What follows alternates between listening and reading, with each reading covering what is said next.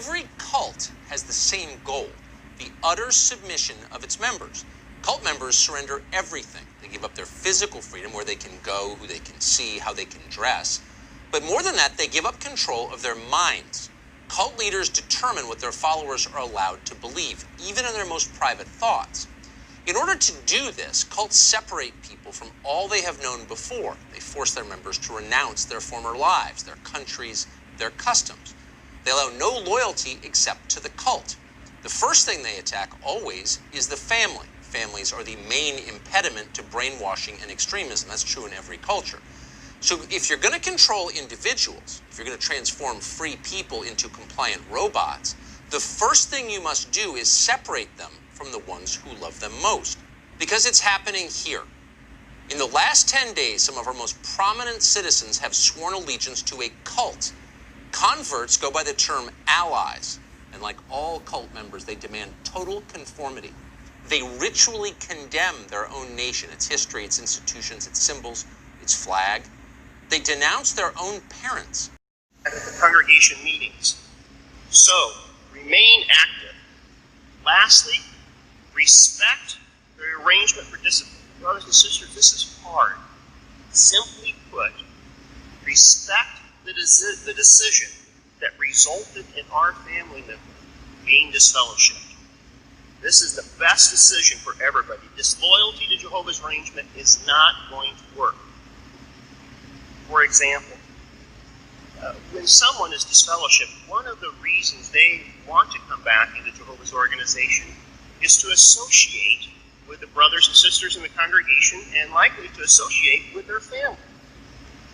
So if we associate with them when they are disfellowshipped, we could actually be taking away from them a motivating factor for wanting to be reinstated. Remain loyal to Jehovah. Doing so in every situation is the best.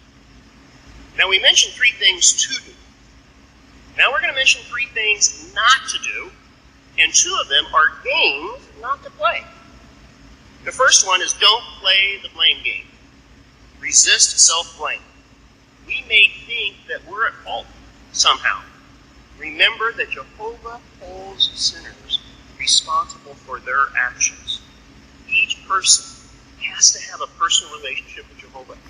Even young ones that are disfellowshipped, it's because their relationship with Jehovah was weak. Avoid the if-only games.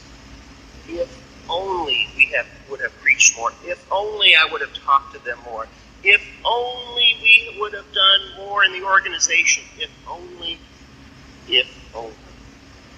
Don't do that to ourselves. The disfellowship person left Jehovah.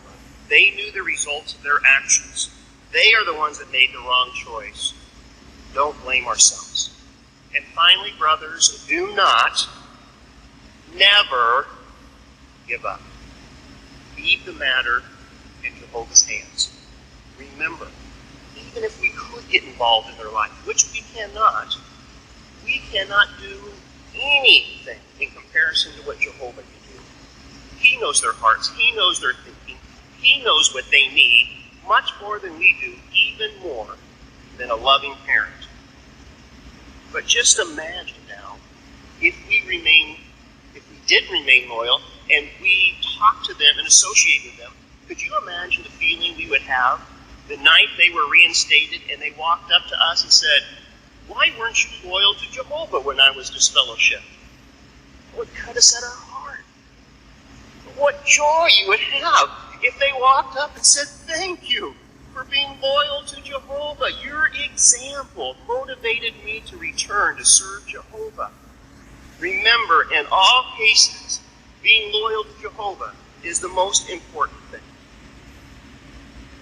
Well, this has probably not been the most warm and fuzzy talk at the district convention this year. I have to admit that myself. It has been sobering, hasn't it?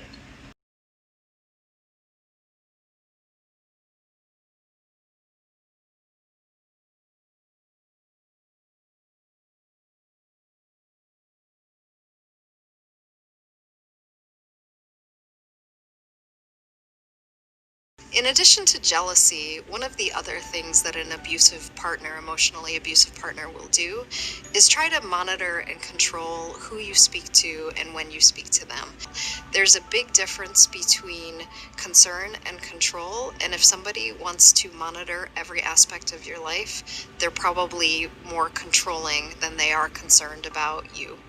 Mind games are a really common tool of people who are emotionally abusive. Basically, what they will do is try to make you deny your own reality. Threats are a common technique of an abusive individual. Basically, they will threaten to leave you or divorce you anytime you try to set a boundary or to assert yourself or to express any displeasure with the way that they're treating you.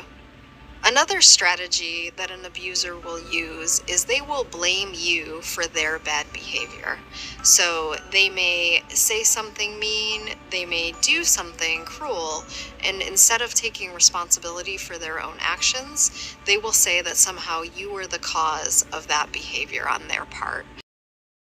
So if we associate with them when they are disfellowshipped, we could actually be taking away from them a motivating factor for wanting to be reinstated. We may think that we're at fault somehow. Remember that Jehovah holds sinners responsible for their actions. The disfellowshipped person left Jehovah. They knew the results of their actions. They are the ones that made the wrong choice. Don't blame ourselves. And one of the things that you see, this is worth knowing too, because if you're preyed upon by a psychopath, which you will be to some degree at some point in your life, the psychopath who will be narcissistic will presume that you're stupid and that you deserve to be taken advantage of because you're naive and stupid. So it's actually a good thing that he's doing it. And his proof for, and I'm saying he because there are more male psychopaths, the proof that you're stupid, naive, is that he can take advantage of you. And so, like, if you were wiser, you'd be, you'd know his tricks, and then it wouldn't be morally necessary for him to show you just exactly who knows what about what. And so the psychopath will use his ability to fool you as proof of his own grandiose omnipotence, omniscience, and narcissism. And the problem with that is that you can be fooled by a psychopath. And virtually anybody can. So that Robert Hare, for example, who studied psychopaths for a long time and interviewed a lot of them, like hundreds of them, and videotaped many of the interviews, he said when he was talking to the psychopath, he always believed what they were saying. And then he'd watch the video afterwards and see where the conversation went off the rails. But, the proclivity to be polite in a conversation is very strong. And if you're polite, you don't object to the way that the person unfolds their strategy, And psychopaths are pretty good at figuring out how to manipulate, obviously, how to manipulate people. And the probability that you will be immune to that is extraordinarily low. Go watch Paul Bernardo being interviewed by policemen on the YouTube. That's that's enlightening, man. Paul Bernardo, he's like the CEO of a meeting in that video, He gives the cops hell, he gives the lawyers hell, he protests his innocence. He basically tells them that they're rude and untrustworthy because they don't trust him because he did a few little things 17 years ago. And he gets away with it, a few little things, right? I mean, he killed a bunch of people, including the sister of his girlfriend at the time. And, he was a repeat sexual offender and murderer. It's like, but he basically goes, well, that's a long time ago. It's like, we're past that, aren't we? Even if it's beating you into submission, it's your fault. I had a guy tell me that his partner went out to the bar with some friends, and she came home, and he grabbed her by the hair, drug her around the apartment, and as he's explaining this to me, he says, I wanted her to know, it's not me that's doing this to you. You did this to you. You went out with your friends to a bar when you're in a relationship with me, and you don't get to do that. So I wouldn't be dragging you around the apartment by your hair if you would have done what I told you to do, right? So the violence and the hurt and the pain is even put on her. That's her fault. All these things are this this notion that if I can control how she thinks, then I can control her. And the more contact she has outside of me, the less likely I'm going to be able to maintain that control. One of the beliefs that drive isolation is that you're mine. You have to do what I want you to do because I own you. Now she's mine. But once she's mine, now I get to control how she thinks, how she feels, and how she acts. And the best way to do that is to isolate her from anybody but me.